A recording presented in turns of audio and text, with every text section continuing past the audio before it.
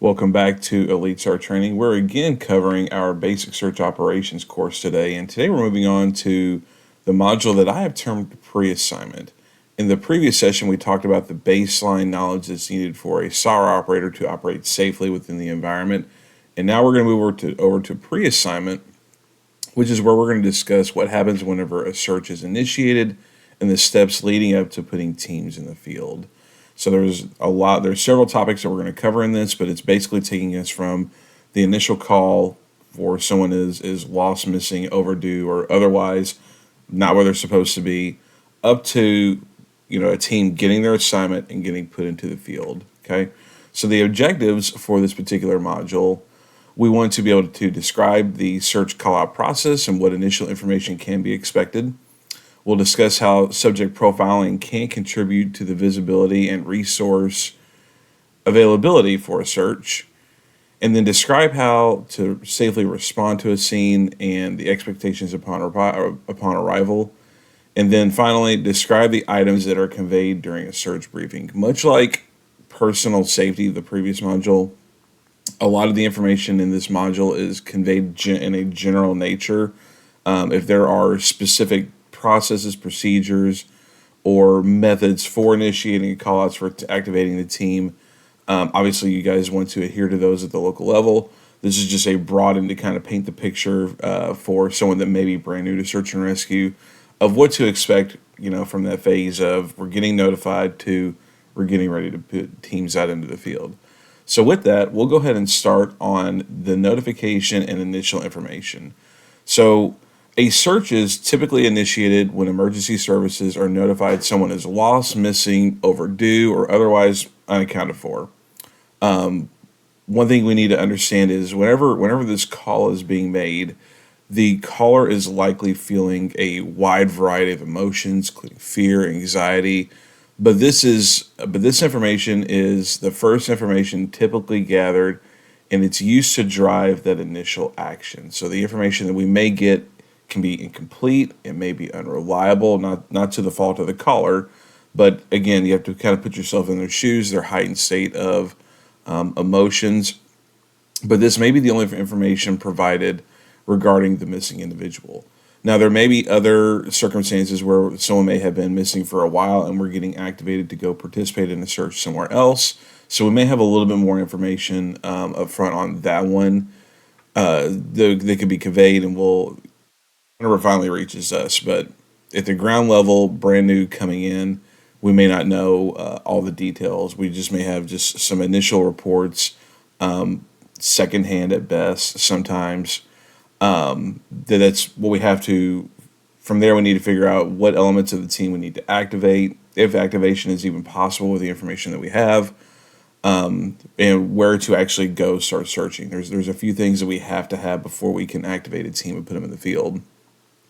And so that means emergency managers and SAR coordinators, they must sometimes make assumptions when determining whether a SAR team call out is needed and to what degree, the whole team versus a specific function. To assist in the process, emergency managers and SAR coordinators use a search urgency form to determine the appropriate level of response. And what you see on the right here is an example of what is included on the search urgency form. I've seen some teams, they'll take something similar to this, they'll customize it. There are a lot of templates available out there. This one in particular was pulled off of KY, Kentucky Emergency Management's website. I searched in Kentucky for a number of years and was involved in the teaching system over there. So we always pointed people back towards this search urgency form. And whenever you look at the search urgency form, it's just kind of getting a baseline of information. It's not a lot of information that's being gathered. And again, you're asking someone these questions. If you are in contact with a lost person, it makes it a lot easier to go find them. But usually you're talking to a family member or someone that may have last seen them. So the information you may collect on this, it may not truly be accurate or truly representational. I've run into instances before where at this stage the family is willing to be open about some information. So you may get, I wouldn't say it's misleading information, but you will certainly get incomplete information this early in the stage. So they utilize the search urgency form here to determine what is the appropriate level of response for this situation. And then as we're also building the profile of our victim, we'll turn to the lost person questionnaire. And again, this is another form that I've seen filled out in different templates over the years. Some information is gathered more urgently right away, so that way we can hand it over to teams, and then additional investigation is needed to complete the rest. But the idea here is we start gathering information about our victim, and we start to piece together this information to build a subject profile. And the importance of that is this is helpful for us during our planning efforts. And the importance of all this, the kind of the so what behind all of this information, and it's something I mentioned before, is don't expect to be included on every lost person event. Sometimes there is not enough information to initiate a search, or maybe only a specialized resource is needed to respond. I've been on teams where those lines are pretty well drawn. There are other times where they may activate just the key personnel and select support functions. Other teams I've participated in, it may be a full team all the time. It depends on just the level of skill on your team. The workload you get dictates a lot of that. If you're super busy all the time searching, it's more likely you may activate certain elements, so that way you kind of give the other elements a bit of a break there. But don't expect to be included on every event. You may see something on social media or through the news, or there's a missing person. You're sitting there kind of wondering, well, why isn't my team being activated? Why am I not being called to search? There may be reasons why. There may not be enough information, or there may be some. I don't want to use the phrase political, but I'll use the phrase political. There may be some things going on in the background that you're not privy to. That there may be a specific reason why search and rescue has not been activated, or you specifically have not been activated. So don't expect to be included in every event, and then don't expect there to be an abundant amount of information on the onset of a search. This information comes in. It comes in waves sometimes. You may not have a lot to start, and then you may get a little push. After you talk to somebody. You may pull another information together. We bring that back and we try to process it, find out who the next person to talk to. We go and get information from them. It's more data that we pull in. So the information will tend to come in waves. But at the beginning, you may just have someone's missing. I think they were here. That may be the extent of what you have. And then sometimes it's very common as well that sometimes the search will end while you're en route or prior to receiving your assignment. It may be something where we have an idea of where someone could be, or the situation that they're in. We get there, they either walk out on their own, or they're found, or they are nowhere close to where we thought they were going to be.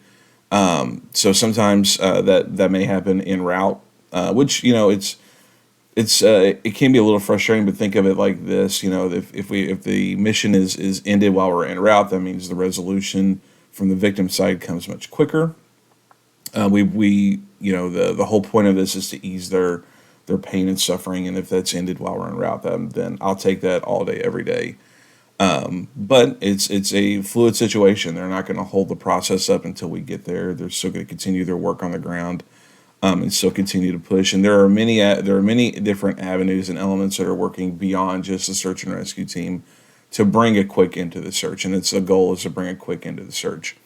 For me, anytime we make a finding that's a good search, and sometimes even in the absence of finding nothing, that it doesn't necessarily mean it's a bad thing. It just means that either there's more work to be done somewhere else, and before we can try again, or it resolves itself. Okay, so I want to pivot real quickly on the next slide here and talk about traumatic brain injury. And this may seem a little bit disjointed from where we were and the description of of this particular module, but I'm going somewhere with it. So follow me here for a moment. So traumatic brain injury is caused by a forceful blow to the head or penetration of the head. So it could be from a forceful blow, a jolt to the head or body. It can cause temporary or short-term problems with normal brain functions, including how someone thinks, understands, moves, communicates, acts. it leads to some level of cognitive impairment.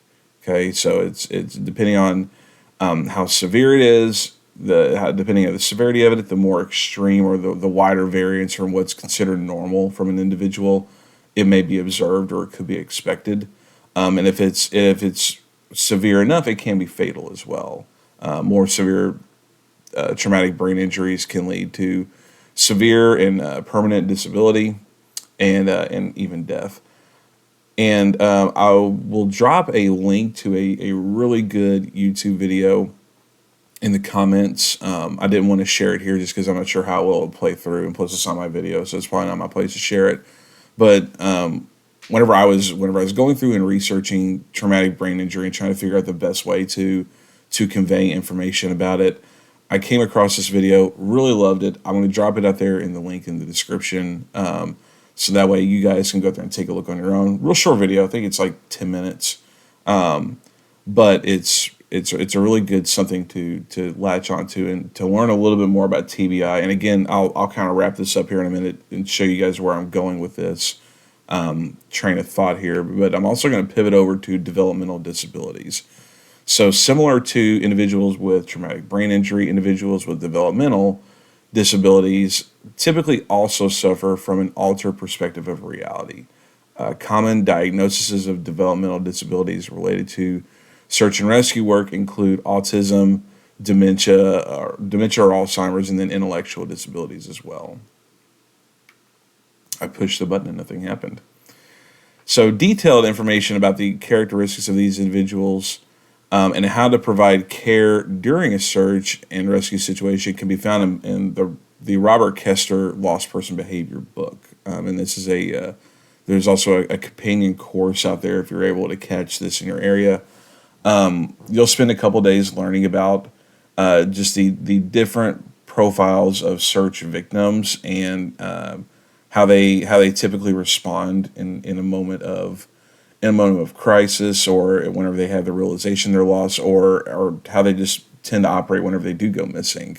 You'll spend a couple days doing tabletops on that, learning about different profiles. I listed the three here just because they kind of tie into the developmental disability category.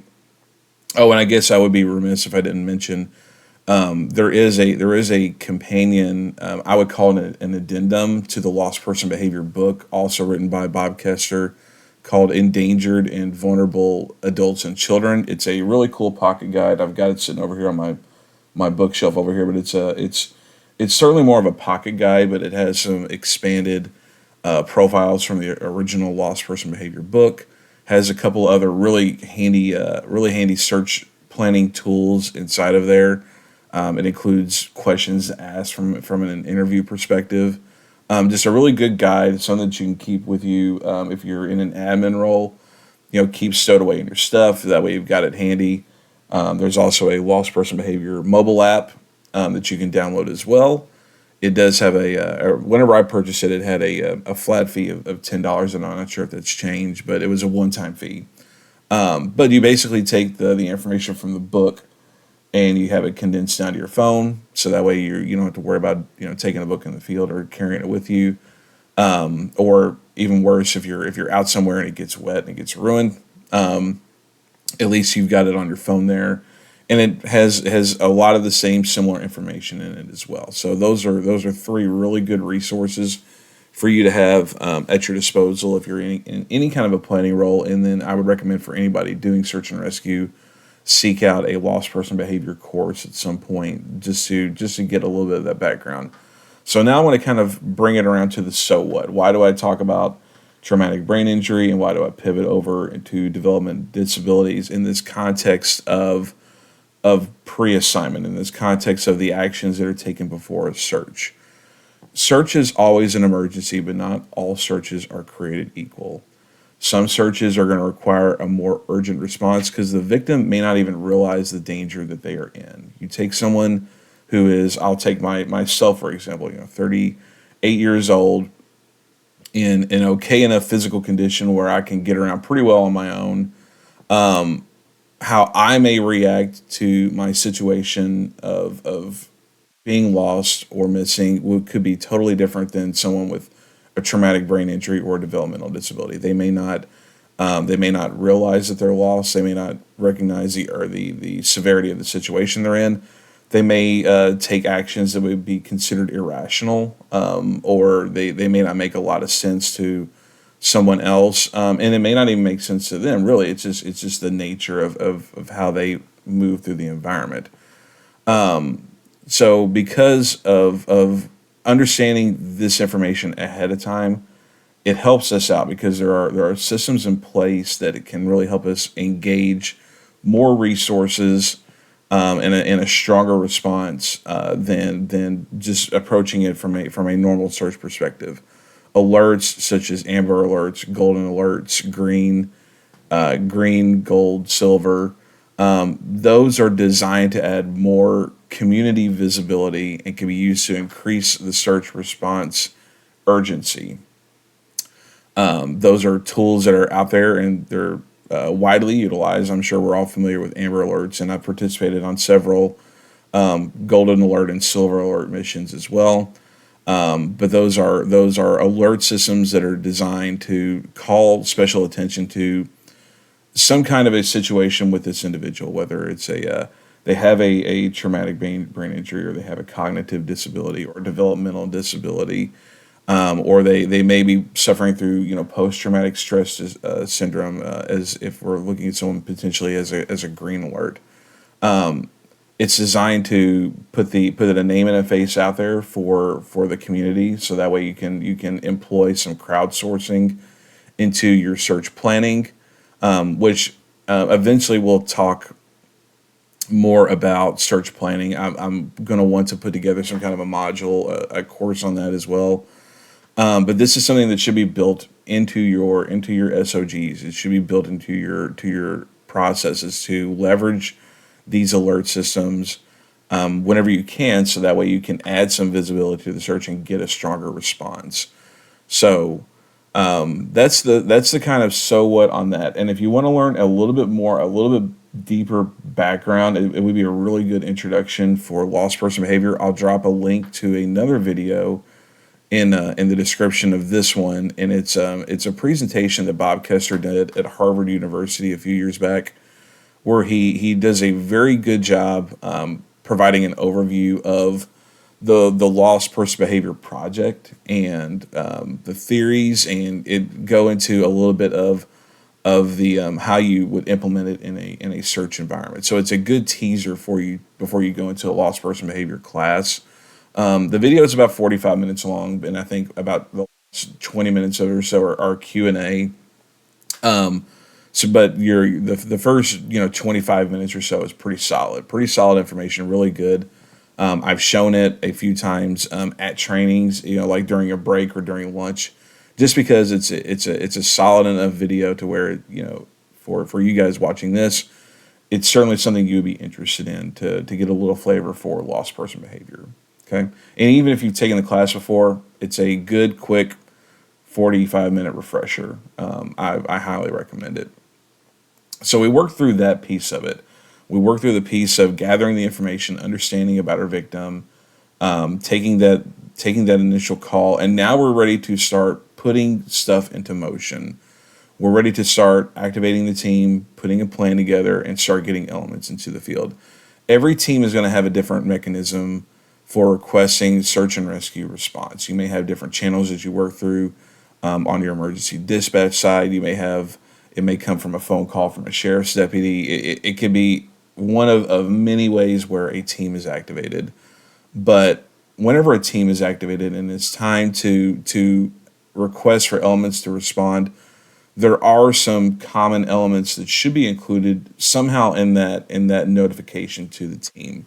What they need to know is they need to know where to go. They need to know where to report to. This could be a staging site, an incident command post, or maybe even a camp. When the response is needed. Is it needed now? Is this something where we're putting ourselves on standby to support another search somewhere else? Is this something where we're planning on an event happening, and we want to go ahead and start to stage and maybe do a little pre-planning on that? When is that response needed should be included in that notification. a real basic high level overview of what the scenario is, so that way we can communicate the urgency behind it. It's important here to be mindful of the confidentiality. Share what you can, share what you need to drive the urgency. But if there are some details that are not meant to be should not be included in a notification like that, certainly don't include those. But just to give a flavor of the urgency, so that way your team kind of knows what to respond and what to expect. If there's any specialized equipment they need to bring, anything like that. And then lastly, you should have some form of communicating a point of contact or contact information for in case someone has a question or they have an issue along the way. Have a designated person to kind of take those calls, so that way you may make sure that they're getting there safe, they're getting to the right place. You can, if from a search planner perspective, if I'm initiating a search, you're fielding a lot of phone calls anyway. You're trying to find a lot of information out. This is an easy thing to delegate to someone else and say, "Hey, look, I want to make the call out. I want to tell them to contact you if they have questions or issues. And what I need you to do is I need you to get them here and just make sure you get them here safe." That's the direction I would give them, and that frees me up to go back and work the search and work on the plan. All right. So whenever you respond to a search, it's imperative that you get to the search safely and without incident. Don't drive recklessly or speed excessively en route. Be mindful of where you are. Be mindful of other drivers out there. They will get the search started with or without you, and hopefully you're in a place where it's not so. They're not so dependent on you to where they can't get started without you. But the show will go on. It's okay. So take your time. Make sure you get there safely, even if you're running lights and sirens. Make sure that you are driving. Just be careful what you're doing and don't be reckless. When you arrive to your reporting location, make sure you report to where you were told. If you were told to go to a staging area, don't go to the command post to try to figure out what's going on. The command post is usually a place as it is. There's a lot of clutter. It's a lot of conversations, a lot of noise, and the last thing they need is someone to just walk in there, another person to walk in there and say, "Hey, what's going on?" If you're told to report to a staging area or a camp, go there. They'll get you the information whenever they can. If you are designated in a command staff role, it's appropriate for you at that point to go to the command post or report to where you were told to report to. Okay. Do not report to the scene either. This is something that drives me crazy. That I see quite often. Usually, whenever we are given a location to plan our search around, it's usually the residence. It's usually the victim's residence or the point last seen, or there's some kind of a significance there that we're being communicated. This is where we need to start our search. This is where we want that to go. For someone like me taking that information in, I need to process that and find a location nearby for the command post, find a location nearby for the staging area, and I want to send resources there. I don't want to communicate that address to the scene. Because we need to preserve that scene the best we can, and you don't want to flood it with a bunch of cars and a bunch of people to potentially contaminate that scene. So if you are total location and you put it in your GPS and it looks like it's going to be someone's house, don't drive right up to it. Just park a few hundred yards back, and then if you're told to report there, then that's fine. But give yourself plenty of space. To preserve that scene the best you can. There's already going to be plenty of people cluttering it up anyway. But don't report directly to that scene unless you are in a role that's your job is to report. Part of your responsibilities is to report to that scene. Make sure you sign in on any required forms, such as a sign-in sheet, or if you guys are using a different form to log your arrival, log your attendance.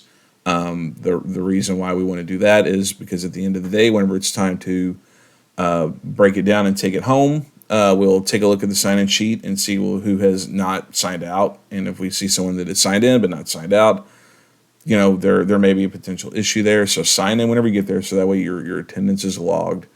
Ask for instructions on how you'll be notified to report to a search assignment. So if you're arriving at a camp or you're arriving at a staging area, that would be a good question to ask as as you're getting yourself ready, just to find out, hey, if I'm asked to participate in an assignment, or who do I need to go to tell them I'm ready for an assignment. That will be a good person to ask, a staging area manager or someone in charge of it at a camp.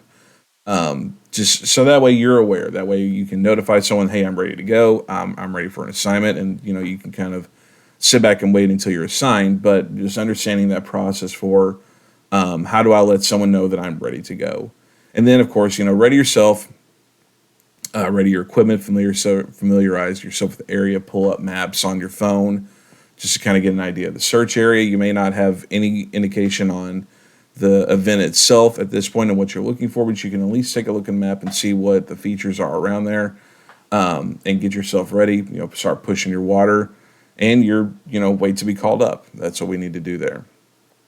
In terms of what to not do when reporting to a scene, if you do not report to the incident command post or the actual scene unless you're specifically told to do so. I think I've touched on that enough, but don't go to those areas of congestion, the nerve center of it, unless that's part of your responsibilities, and then don't go to the scene. Otherwise, you could be potentially contaminating evidence at that point. Do not respond to an event if you have not been instructed to or been asked to participate in. As a trained search operator, you must refrain from self-deploying or freelancing. You may be aware of an event that's going on nearby, and you have not been activated yet. It may be a county or so over, or a jurisdiction over. You've caught wind of it. You know what's going on, and you want to help. You want to be there to help, but you cannot go ahead and self-deploy or kind of go into business for yourself there and just show up and say, hey, look, I'm just a dude. I'm here, and I'm here to search. That's not a well-received action on your part. So refrain from doing that. There may be a reason why you haven't been activated yet. There may be specific hazards in the area. The search may not require your particular skill set, or there may be some jurisdictional issues that may preclude your involvement at this point. So refrain from it, be disciplined, and only go whenever you're asked.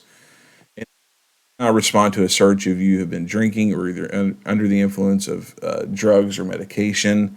Should go without saying, but I have seen it plenty of times before where someone arrives and they are not in the best place mentally, due to some form of impairment.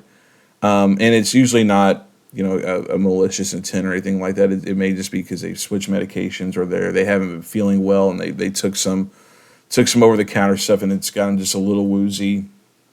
But if you've knocked a couple back that night before, just take that as a sign that this is not your time. This is not our time to go out and search.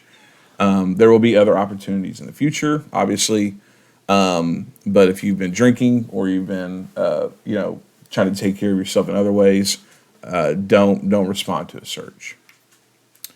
We'll cut over to briefing. So after the search planning team has identified an assignment for you based on your skill set, they will call you to the command post, or they'll call you to a location to brief your team and give you your assignment.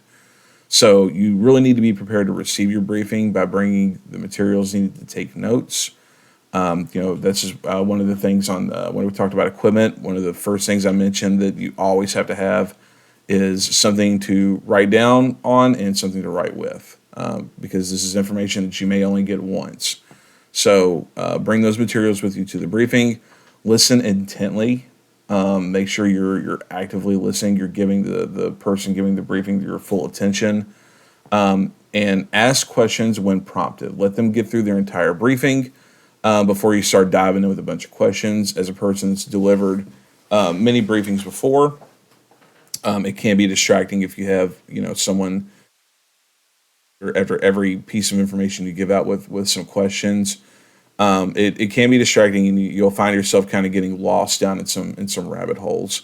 So on your side, just whenever you're prompted for questions, that's whenever it's appropriate to ask those. Until then, listen intently, take your notes, and if you do, start logging the questions that you do want to ask. You can expect to receive the following information: the situation status, what's going on now, what's the search objectives, what's the strategy. You can get some subject information, name, physical description. You may get a photograph. I've been on plenty of searches where just a name and a very, very basic physical description is all you'll get, and even the clothing may not quite line up. It's what's suspected or what they normally wear. Sometimes you will get a photograph though. Whenever it comes to the photograph and all this information, any subject information, really, you really have to treat that with the highest level of confidentiality. This is not information that is intended to be public in any way. So you need it to fulfill your task as a search operator, but it's not something that you should go and post on social media. You should share with someone else or text to. You really need to kind of keep that information, recognize the mission criticality of that information. So as we're going through the subject information, keep that in mind, that someone's name, image, likeness, that's their life that we're talking about right now, and it's a real person at that point. So treat that with the utmost care and of the utmost responsibility. Participating in a search mission is a privilege. It's a privilege. It's certainly not a right at all. So if you start to abuse the privilege as a search manager, I reserve the right to remove you from the search and remove you from the team. So if I see patterns of behavior like that, then that's certainly grounds for dismissal, because that's not my information. It's information that belongs to the victim. Anyway, you'll get a name, physical description, photograph if they have it, the circumstances of the search, where they may be going, what they're trying to achieve, what they're trying to do. If we have any information on physical and mental condition, that can be shared there as well. And then any clothing and equipment they may have, that may be included in that as well. And then you'll get a tactical assignment, the actual task that you're being asked to complete. What you'll be searching and where, the what and the where, what you're looking for and where you're going to be going. You may receive a desired probability of detection. And we'll talk more about probability of detection in the next module in search tactics. But probability of detection is a measure of completeness. Whenever we give out search areas and we talk about search assignments, we need to achieve a certain level of probability of detection to have a certain level of confidence that the area has been searched thoroughly, or so that way we can potentially eliminate an area, identify an area that we may want to search again with a different resource down the road. But you may be expected to reach a certain probability of detection. And we'll talk about it. Like I said, we'll talk about it in the next module. But getting that information is important because it dictates how we search. It dictates our spacing, dictates how long we may need to be in an area. It may dictate the equipment that we need to bring to make sure that we achieve that desired probability of detection. Another thing that you may receive is how long your team is expected to be in the area, or how long you have to be in an area. Most search assignments on the ground last anywhere from 4 to 6 hours. That's kind of the sweet spot on a search area. So it may be something shorter if you're participating in maybe more of a hasty situation. Hey, we need you to run these trails and have you back here in an hour, so that way we can give you your next assignment. So how long your team has to search an area, that'll dictate again your spacing, how quickly you need to move through an area, and it all impacts that probability of detection. The more you're spaced out, and the quicker you have to move through the environment, those are direct inputs on your probability of detection. The quicker you go, the more spread out you are, the lower your probability of detection is going to go. And then if there's been any previous search efforts in that same area. You may also have some clue considerations conveyed during the briefing, how to report and protect clues. Usually this is pretty standard, but there may be specific instructions depending on the situation. It may be something where we may just need to mark it and move on. It may be something where if we find it, we need to not only mark it, but we need to protect it. We need to put someone with it, to make sure it's not disturbed and no one proceeds further until we have a chance to kind of check it out. But those clue considerations should be conveyed there as well. Any hazards in the area. We talked about this last module, in personal safety, but any known hazards and how to respond to new threats. Go ahead and get your weather forecast, the current and predicted weather, how to report your findings. If you do see something, if you do find something, if there's any code words that are going to be used, this is where that information will be conveyed there. So that way we can practice some level of discreetness in our communications. So how we're going to report those, any kind of specialized equipment, transportation to and from the search area, and where I guess one more important note is where the victim's family is going to be located. There's certainly going to be plenty of attention on the situation. So understanding kind of where those VIPs are is really important. Not that you should operate any differently around them than you would elsewhere, but you should always exercise additional care whenever you're near victim's family. Okay, with the briefing. This is typically the briefing structure. Everybody gets briefed. Okay, so it starts. The incident commander, the operations section chief, the planning section chief. That whole command structure there. They're going to come up with the search plan. Okay, they're going to be the ones that come up with the plan, and then it's going to be passed down at some point to hand out a tactical assignment, and it's typically going to go to the team leaders. It's going to go to the team leader or team supervisor. And then they will bring that down to the team members. A quality briefing or the lack thereof can greatly impact the effectiveness of a search. It needs to be a quality briefing, including a lot of the elements that I had on the last slide there. Anything that you've got to kind of check those boxes, but it should be short, concise, detailed. 10 minutes. It should not take any more than 10 minutes to convey the information that needs to be conveyed to a team going out to a field. If you need an additional briefing, if you have an abundance of information, really carefully consider what's important at the tactical level, and that's what's shared before it's gone out. Just that only. Usually, the issue that I've run into in managing a lot of searches is not that there's not enough information. There's usually a lot of information. There's usually a ton of information, and we're not sure what the right information is. Is usually the issue that I run into. So take the stuff that's important. Just focus on that. What is needed to get a job done in the field. Focus on that, and that's what's delivered in that 10-minute briefing. We'll talk about media relations really quickly. So with media relations, every team is going to have different guidelines and procedures for interacting with the media. Some teams are going to have a dedicated point of contact. It may roll up to the incident commander, or law enforcement may take that responsibility over. But whatever your agency or your team guidelines are, that's what you need to follow whenever interacting with the media. They will be there. They will be present. There have been a couple searches that I've been on that they've beaten me there. So they're kind of in your face from the very beginning. So you can't ignore them, because if you ignore them, then they will go find a story. So they definitely need to be addressed. If you don't have guidelines or procedures on your team now for interacting with the media, certainly something to consider and implement. Have a plan for it. Make sure it's a plan that is accommodating to the media, because again, we want to control that narrative before they go off and create their own story. In terms of on the search at the operator level, understand where they are, who the point of contact is for the media for the search. Understand who that is, and the instructions if you're contacted by the media. If they come up to you, know what you're supposed to say and know what you're supposed to do.